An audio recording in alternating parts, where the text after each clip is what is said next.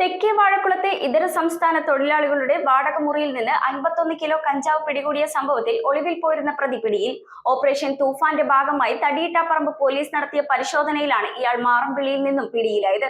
പ്രതിയെ കോടതിയിൽ ഹാജരാക്കി റിമാൻഡ് ചെയ്തു. പെരുമ്പാവൂർ വാഴക്കുളം മേഖലകളിൽ കഞ്ചാവ് എത്തിക്കുന്ന മുഖ്യ കണ്ണിയാണ് ഇപ്പോൾ പിടിയിലായിട്ടുള്ളത്. വാഴക്കുളത്ത് 51 കിലോഗ്രാം കഞ്ചാവുമായി പിടികൂടിയ കേസിൽ ഒളിവിൽ കഴിഞ്ഞിരുന്ന മുഖ്യപ്രതി പശ്ചിമബംഗാൾ സ്വദേശി അബ്ദുൾ ആലിമിനെയാണ് തടിയിട്ടപ്പറമ്പ് പോലീസ് കഴിഞ്ഞ ദിവസം മാറമ്പിള്ളിയിൽ നിന്നും പിടികൂടുന്നത്. കഴിഞ്ഞ ഫെബ്രുവരി മാസം 18-ാം തീയതി തെക്കേ വാഴക്കുളത്ത് വാടക വീട്ടിൽ ഇതര സംസ്ഥാന തൊഴിലാളികൾ താമസിക്കുന്ന ഒരു മുറി നിറയെ കഞ്ചാവ് തടിയിട്ടപ്പറമ്പ് പോലീസ് പിടികൂടിയിരുന്നു. ഈ സംഘത്തിലെ 2 പേരെ അന്ന് തന്നെ അറസ്റ്റ് ചെയ്തു.